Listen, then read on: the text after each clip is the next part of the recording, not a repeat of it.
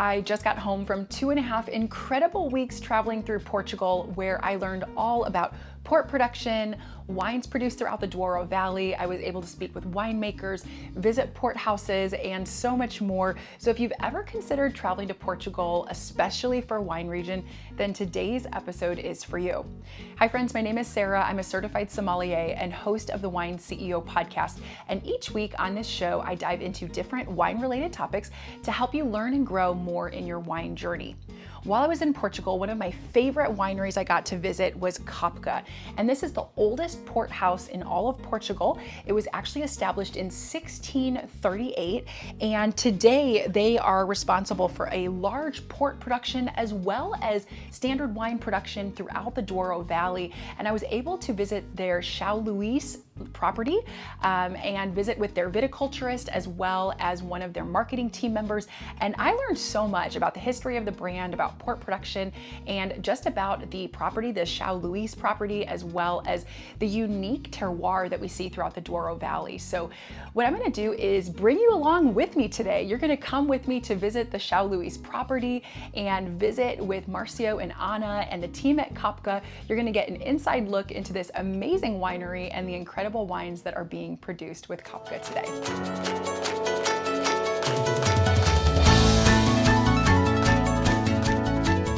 All right, so as I mentioned, Kopke is considered the oldest port wine house. It was established in 1638 when Nicolau Kopke moved to Portugal from Hamburg, Germany. So he started buying and selling wine under his name in 1638, and then later in 1781, he bought vineyards in the Douro and began producing his own port wine. So in 1922, the company bought Quinta de São Luís, which is considered one of the premier growing areas in the valley with fertile soil, old vines, and prime conditions to grow some of the top vines in the Douro Valley. Kopke remains to today a major producer of port wine in the Douro Valley, and they are also doing some really exciting things with other styles of wine throughout their portfolio. Let's go ahead and take a quick look at my time with Marcio and Anna visiting the Kopke property. So Wine CEO podcast followers, I'm so excited because today I'm at Kopke Winery with Marcio Nobriga, and he is the viticulturist for all of Kopke wines. So Marcio, thanks for chatting with me today. Oh, welcome. Thank you. So thank you for coming. So happy that we could come visit. So how long have you worked with Kopke? You said that you started as an intern doing harvest during school many years ago. I started in the harvest in 2003 and start to work there in 2006. Amazing. So a long time. A long time. And so this is all Kopke vines now, right? You have property in many areas within the Douro? We have 4 properties. This is São Luís, in the medium, is the second biggest. Yeah. Perfect. We have 125 hectares, 19 with vines. Amazing. Yes. Okay. More red varieties and a small parcel, 10 hectares of white varieties in this part. Kopke, it is considered the oldest port wine house because it was established in 1638. Many years before the market Douro region was established, because that only happened in 1756 by our minister Marquês de Pombal. So, but at the beginning, Kopke was only an exportation company, which means that Mr. Nicolau Kopke, his job was buying port here in Douro Valley to the farmers, and then he only aged the ports in Vila Nova de Gaia and then bottle it and export it, or even without bottling in the barrels. The main markets for Kopke at that time were Europe, north of Europe, Netherlands, Denmark, and after a little bit to Brazil also. But at the beginning, more European markets. So port wine is a fortified drink, a fortified wine, which means that we are going to add a wine spirit, a wine brandy that has 77% of alcohol. So port wine, we do the harvest, we pick up the grapes, red grapes for red port, white grapes for white port, red grapes for rosé port. It's quite recent.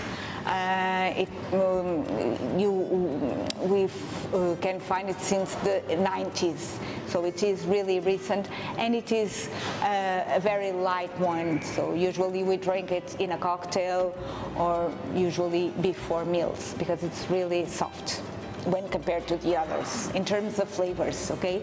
In terms of graduation, port wine has always between 17 and 21% of 22% of alcohol. So to produce port, for example, if we want to produce a red port, we always have to use a blend of grapes. You never are going to find a port that is made with one single grape variety. We need always more than two grape varieties. Usually we use between 4 and 5. They are the most popular: Touriga Nacional, Touriga Franca, Tinta Roriz, and Tinta Barroca. But we also can find other grape varieties. For example, in our rubies, from Kopke rubies, we also find Sauzão. It's quite typical from our ruby wines. For the white ports, white grapes, also always a blend of white grapes, and the most popular are Malvasia Fina, Gouveia, Vinhozinho, Rabigato. All of these grape varieties, we also use them to produce still wine. Okay, it is possible, of course, to produce still wine with all these grape varieties. Okay, so Marcio, you were talking about the schist, the slate soil. So how do you feel like that adds characteristic to the wines here in Douro compared to other wine regions around the world? Yes. The soil with schist is very poor. Okay. The vines don't have a lot of vigor, have a small production, but with the concentration and the good quality. A lot of anthocyanities, a big cover is important for port wine. So because the grapes have to struggle in the soil, because the soil doesn't have rich nutrient, that builds over time greater flavor in the grapes for bolder wines, for better flavor? Yes. They are more resistant. More resistant? Yes. Okay. And create good grapes. And you were saying that the higher altitude is white varieties typically that you could use for white wine, white port, rosé style. White. We use white varieties, port white, and we have some parcels with red varieties, and we're using rosé, still wine or port wine. Near the river, we have more concentration. More hot, more concentration is very important for port wine. But the important is the equilibrium. Okay, not all from the north, not all from you want good balance. Yes. Yeah. And the port wine is a wine with a blend. Sure. And each year is different. Yeah. It's necessary you made a good blend, the good blend every year. Mm-hmm. Different parcel, different altitude, different varieties, the same wine each year. Do you have much challenge with mold here because you have humidity from the river? Do you have to spray much to avoid mildew and mold? No? The river don't have a lot of humidity. Okay. This is very small for this landscape. Okay. But it's necessary spraying if the weather, if rains. Okay. And this year, not normal, but in this year, have rained more than the last 5 years. Well, inside of ports, mainly the red ones, we are going to have two completely different types, rubies and tawnies. When we talk about whites, well, we have the young whites, we have the aged whites, which are those whites that age in the barrels. Okay. A ruby port, well, after the fermentation process ends, we have, I'm talking about a red. We have a red port, and a red port, at that time, at that moment, it is a ruby. So the beginning, after the fermentation process ends, we always have a ruby port, okay? But then, depending on the aging process, we can still have a ruby port or a tawny port. What is a ruby port? The ruby port is the one that doesn't age in contact with the wood, which means that in this type of wine we are going to have the characteristics of the grapes. That's why we stay with this very dark color, okay, from the grapes. And when we smell it and we try it, we are going to feel that it is a fruity wine, because the characteristics they come mainly from the grapes. Mm-hmm. So everything begins with a ruby. Mm-hmm. So ruby port, the one that doesn't have contact with the wood. Mm-hmm. And late bottle vintage. Yeah. Inside of rubies, we have the ruby port, the reserve ruby, but the main ones are two. We have the vintage port, and we have the LBV, that it means late bottle vintage. Vintage port. The vintage port is the king. Why? Because it's the only port wine that has the ability of aging in the bottle. Okay. Why this happens? Well, the vintage, it has a very superior, very high quality. We only produce it in very good years. Mm-hmm. We don't have vintage port every single year because we don't have those characteristics every single year. So, but in fact, when we think in the 70s, until the 70s, we just had usually 2 vintage in each decade. Mm. But now, after 2000, we started to have lots of vintage because the climate changed. Sure. We feel that we have drier years, so the grapes don't grow up so much. They are more concentrated, and we have more quality, in fact.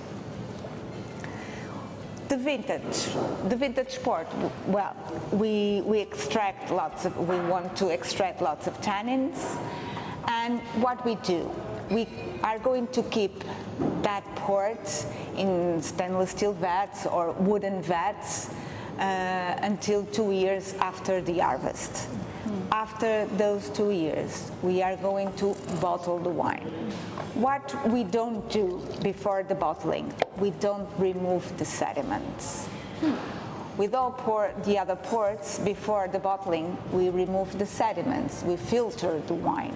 With the vintage port, no. We let the sediments go into the bottle because the sediments are going to be the food of the wine during many, many years. Ah. Okay. So that is why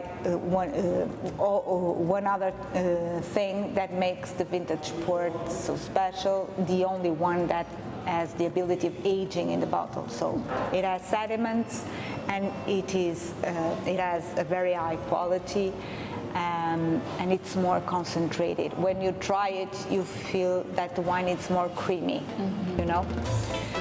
This is the old winery? Yes. Okay. Very, very old. Very old. Do you know how old? I don't know, but all the farmers in the Douro region are this old system. Wow. the grapes come there, okay? Okay, the grapes would come in here. In the lagar, Ah, and the guys with the feet would stomp it here. And then it would go down over? in the big barrels. At the moment we don't have, Sure. but after this they remain there in the big big oak aging process. Ah, okay. Yeah, okay. And we can go there. So cool. Okay.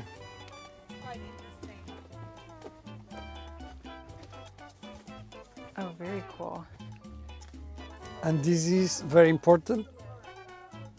Is not normal, but today the harvest is start in August with the whites, normal September with the reds. But before, in the old times, the harvest starts later. Okay. In September, final, or October, November. Yep. And in this date, the temperature is less. Sure. So is cold. It's cold. During the night, yeah. And now is important for the start the fermentation temperature. Maybe this system they put fire Ah, to you can see it. to warm. To warm? Yeah, so it didn't stop fermentation. Yes. Wow, interesting. Today is not necessary. Today you don't have to worry about that. We have a lot Sadly. of You need to keep it cool today, Yeah. right? Having to hand harvest because of the terraces, how steep it is. It's difficult for machines. yes, Right. and the harvest actuality is all by hand. Right. Okay, some workers like spraying, we use a tractor, but the harvest, the orientation, the vegetation is manual. The people comes there and put this, and after pass the tractor with a small machine to cut the top, and the plant grow. Yeah. This is Touriga Franca, another variety. Yeah, okay. The more planted in the Douro Valley. But then we can also have the late bottle vintage. It's going to be, in terms of flavor, quite similar to the vintage port, that it is this one, the ABV. But what we are going to do, we are going to let it stay a little bit longer in the stainless steel vats or wooden vats, between 4 and 6 years, and after that time we are going to bottle the wine. Usually before the bottling we remove the sediments. Sometimes we find some unfiltered LBVs and they approach even more from the vintage, but because of the fact that they stay between 4 and 6 years in the stainless steel vats or in the wooden vats, there is going to happen an oxidation, but is really, really very small, really small. You can see that this wine is very dark. Yeah. So, but it happens. It is very small, but it happens. So what happens? It has a little bit of oxidation. We remove the sediments. The wine is going to lose the ability of aging in the bottle for so many years, like the vintage. Doesn't become so creamy, but it is a good one to drink young. Yeah. Don't if you buy a bottle of LBV, don't wait. Don't age it. Don't age it. Drink it. Okay. And for example, if you have a bottle of vintage, you are going to have an entire cork stopper. For all other ports, you have the bar top, just a little piece of cork, and this can be in wood and plastic or even glass. So LBV, it's a ruby port for you to drink young. Because imagine, when you buy vintage, you always are going to have a small production of vintage. Okay, usually you use the grapes from the old vines to produce vintage because they are much more concentrated in tannins, in color, in flavors. So the production is much lower when compared to the ABV. And what happens? You buy a bottle of vintage. It's difficult to buy just one. Why? Because you are curious. You want to try the vintage. So you open one. It's young, it's fresh, full of fruits and irreverent sometimes. But you also want to try it with a couple of years of aging in the bottle. So it's difficult to buy just one bottle of vintage. Yes, it's true. So the vintage port, usually you buy it and you keep it. You are not going to open when a vintage is really young. Okay. So usually you wait a couple of years. But in alternative to the vintage, for you to drink a young Ruby, you have the LBV. That's why we also make LBV. So you have options. You have options. So LBV, it's a Ruby to drink young. Got it. So it's obviously very hard. You need a lot of people to hand harvest throughout the valley. In the harvest comes 40 people. 40 people. Each day. Each day? Yes. Wow, that's a lot. We have 20 days. 20 days, 40 people. Okay. Is normal because we have different parcel, different altitude. Como é que eu digo? Não estão todas maduras ao mesmo tempo. The maturation is not the same. In the same time. Oh, okay? sure. So they mature at different times. So because you need to go to different 40%, 40% is normal, is not a lot for harvest this parcel. Go everywhere. You have to go to this plot, then that plot. Without stress. Sure. I'm sure it's very stressful. You're being so kind. It's probably very stressful for you. A little. A little, I'm sure. You can see we have the soil with herbs. We don't kill the herbs in the in this part because it is necessary for create organic matter. Yep. And is a good house for some insects, and they can eat some insects that are bad insects. So they need the equilibrium, and they protect the soil of the sun. Ah, okay.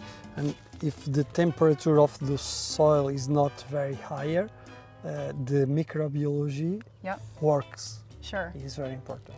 I need less fertilizants, and the structure of the soil comes good. So this, that's perfect. So this helps with the nutrient and health of the soil, so that you don't have to add certain chemicals and other things, because this is keeping it a little healthier. Yes. And it's, I use less chemicals. You can be more natural.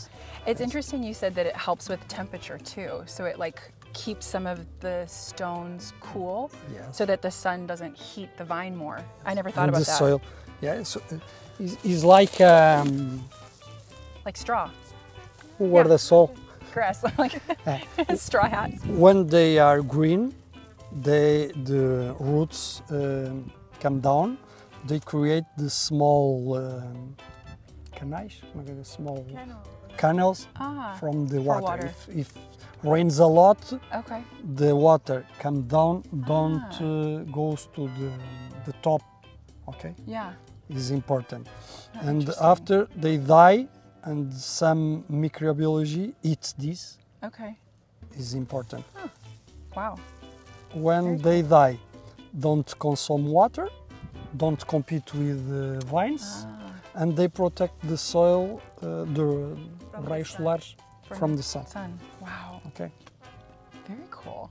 And for most port, once it's opened, there's going to be different periods of time for how long it can last before it might go bad. That is quite important for you to know. When we are talking about a vintage port, once you open, the vintage port doesn't have almost contact with the oxygen because it goes from the vat to the bottle, so the contact with the oxygen is minimum. So the aging process is a reductive process. And once you open a bottle of vintage, the oxygen, the air comes in and combines immediately with the wine. So what happens? An oxidation, and it's quite quick. So you can keep a vintage port open in good conditions for 2-3 days, 4 days. Depending if it is a very old vintage, it's going to last less. It's going to last less than when it is a young one. It can support more oxygen, so it takes longer to oxidize. When you have the LBV, when you have a port wine with this type of cork stopper, it means that, okay, you can keep it, but not for many years after you open. So the LBV, probably in good conditions, you can keep it for 3 weeks, a month. But it can take longer, it can last longer, but we usually say that 3 weeks, 1 month maximum, we can leave it open. But in fact, the vintage ports and even the LBV, they are very fruity. They have 20% of alcohol, but you don't feel that they have so much alcohol when you try it. So they are easier to drink and easy to combine even with some food. Sure, yeah. Sure. And one other thing, I don't know if you noticed that I put all these wines in the fridge. Yeah. It is important. It's really important. It's better they are if you have them too cold, because it's easy to warm a little bit, than the opposite. Sure. Why this happens? Because if you have the port wine at room temperature, and today it's hot, so we can have, the port wine can reach easily at 20 degrees. What you are going to feel most? The alcohol, rather than the other flavors. So when you put the temperature lower, the alcohol stays quiet, doesn't come out. Because when the temperature is higher, when you try it, when you smell it, the alcohol is the first flavor to come out and goes to your nose, and it's much more difficult for you to discover the other flavors. Well, now we have here 2 different white ports. One, the 20 years white. Well, white port is the port wine that it's made with white grapes, okay? We have younger white ports that they are not here. For example, you mentioned the Porto Tonic. The port wine that we use to make the Porto Tonic is a really young one, a very fruity one. It's one that doesn't have any kind of contact with the wood, which means that it's going to be quite fruity. You feel, and more acid, a little bit of, you feel the acidity from proper from the grapes. But it has lots of alcohol, but it's more aromatic, more fruity, more simple, doesn't have the complex flavors from the wood. These 2 they have, because both they age in contact with the wood. In white ports or red ports, the red ports inside of Tawny, these ports, the reds, we call them Tawnies, and the white, they are whites that age in the barrels. What is a Tawny port? A Tawny port is a red port that ages completely inside of the barrels, okay? And when we bottle a Tawny, it stops aging, okay, and is ready to be consumed. You open a bottle and it's ready to be consumed. That happens exactly with the white ports that age in the barrels. And this yellow color that you find here is because of the aging process, the oxidation process. That's why the color changes so much when we have a Tawny and a Ruby, after we are going to see that. So, inside of whites and Tawnies, you have the ages and you have the single harvests. When you have the ages, and the possible ages that you can find are 10, 20, 30, 40, and more recently the 50 years old. Those port wines are blends. What do I want to say with this? Because I told you that to make port wine, we need a blend of grapes. But to make this one, the 20, it is a blend of different harvests. Not a blend of grapes, but a blend of wines. Which means, for example, we have here the 20. To produce this one, we are going to need port wines a little bit older than 20, maybe 2 or 3, and other 2 or 3 a little bit younger than 20. And the average of their ages is going to be more or less 20. Okay. But the most important thing, because when the wine goes to IVDP to be analyzed, it has to have the same characteristics of a port wine that has been aging in barrels for 20 years. So in this case, we can't say exactly that this one has been for 20 years in the barrel, because it's an average, but has the similar or same characteristics of a port that in fact has been for 20 years in the barrel. Yeah. Chemical analysis and sensorial analysis. Interesting. Wow. The other type of port, Colheita, it means harvest. It's the reflex of that harvest, of that year in specific. In this case, we have the 2005.